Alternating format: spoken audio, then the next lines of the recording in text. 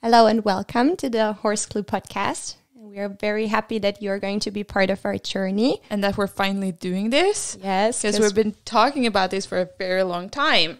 Yeah, and we actually didn't find the time to start with it, so now. And also we didn't have the gear. That was also a problem. But now we look very professional and then we can start. Yeah. My name is Ronja and I am the owner and founder of HorseClue, and I'm also a trainer and instructor here. And who are you? I am the first real employee of Ronja and her company. And right now my main role in the company is to train the horses and to ride the horses. Now my main role in HorseClue is to train and ride the horses and to make the horses happy and love them a little bit. We're very happy to have you here. Very happy. First of all, we would like to introduce HorseClue a little bit more, which I guess you founded in 2014. Yeah, I did. I founded HorseClue because I needed to have a company so I could take in training horses, because I had started to get a few customers when I came out of high school, which made me have to make a company, I guess. So she can finally say she's a professional, maybe? Yeah. Finally. But did you have the company yourself? I had the company as a personal company until 2016 when I get pregnant. Then I had to share the company with my mom. And she had a hoof trimming company at the same family farm as I was running my company from. So we wanted to cooperate and put our businesses together and put our heads together to make something bigger. So you said it all started with your old family farm? Yeah, I've basically grown up with horses. It was actually like that we... My grandparents bought our neighbor farm so we could have horses at home. So when I was about 10 years Every little girl's dream, I guess. Yeah, definitely. I started riding school when I was 4.5. And then I wanted a horse ever since then. And then luckily for me, I had a mom that liked horses from when she was younger. And then my aunt also wanted a horse. And of course, that horse needed company. So then I got my first horse as a company horse for the my aunt's horse. So that is how it started. Very sweet. But was it like a very big business you had at home? In the beginning, no. It was small. I had maybe 2 or 3 training horses at a time. I had about 10 a year maybe. But then I got a longer and longer waiting list, which made me start to think in different directions. I felt like I had more teaching, I had more training horses, and I couldn't reach to do everything on my own. So we started with having some working students, and that worked out well for a long while. But then I felt like I wanted to have more cooperations and more people to work with on a more steady basis, I guess. And then we started to look for a new place. Did you find it? I did. And you know. And that is where we are today. After over a year of searching, the owner of the farm that we're stationed at now, she heard my Norwegian podcast. And then she How's it called? It's called HorseClue Podden. Very Norwegian. But she at least heard my podcast, and I've mentioned a few times both in my podcast and also in social media that I was looking for a place for my horse, for my horses, for my company, for everything. And I wanted an indoor, I wanted an outdoor, I wanted big outdoor housing, I wanted a lot of stuff. And then she said that she had the perfect place that I was looking for. And I said, who are you and where is it? And then I went there a couple of days later and I stayed there for over 3 hours talking to her. And Ronja can talk a lot if you haven't noticed yet. Yeah, that the owner can too. So then, yeah, now we're here. That's nice. Mm-hmm.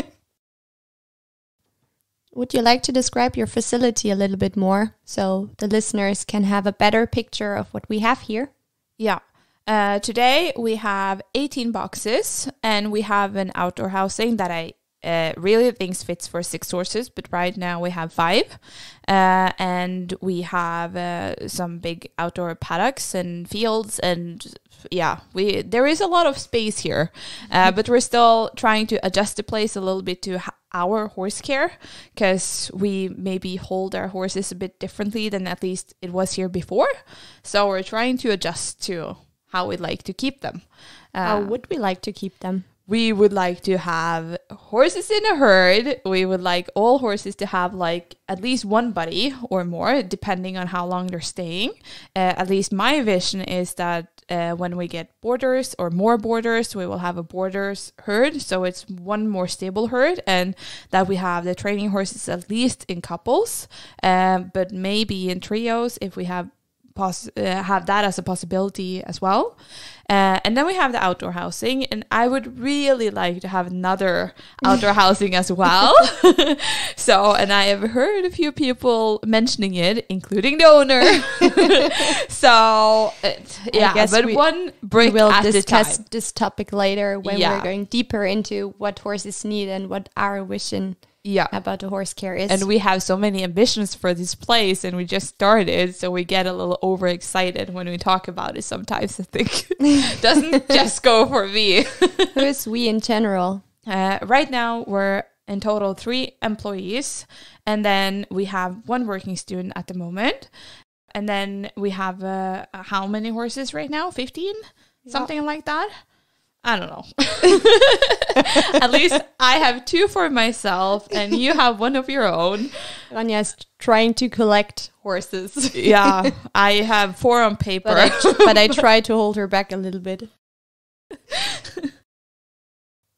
If we think long term, what kind of vision do we have, and what would we like to achieve? We would like to make an education facility for both horses and people, but maybe in a bit different way than what maybe is the most common today. And when I say different, I think that will become clearer when we make this podcast, or throughout this podcast in general. I hope so too. But maybe you can explain a bit more what we envision when we're making this podcast. Yeah, actually, we would like to share some thoughts and also some of our own experiences that we do in the daily horse life, in the daily horse training, also while teaching people and while watching them working with the horses. Also about the foundation that you can build and the bond you can build with your horse, and that it's also necessary to actually achieve some of your own goals.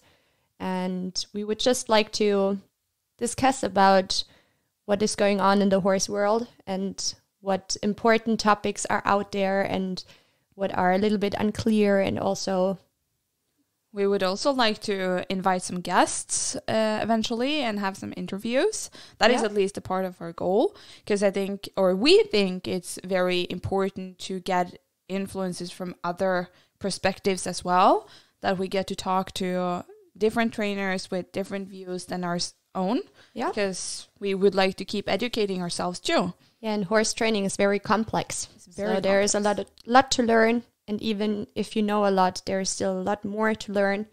And it's just nice to think about and to questioning some stuff that you're doing with the horses. And also, if any of the listeners has any specific questions about any topic that we're talking about, then you're very welcome to just ask us and discuss with us. So you are going to be part of the podcast as well, if you are willing to. Also, if you would like to follow us on a daily basis, you are very welcome to use Facebook or Instagram. There we're both named HorseClue. And also, if you have any questions according to the podcast or generally according to horse training, we're always happy to share some experiences of us. And we're looking forward to all the people that are following and sharing their thoughts with us.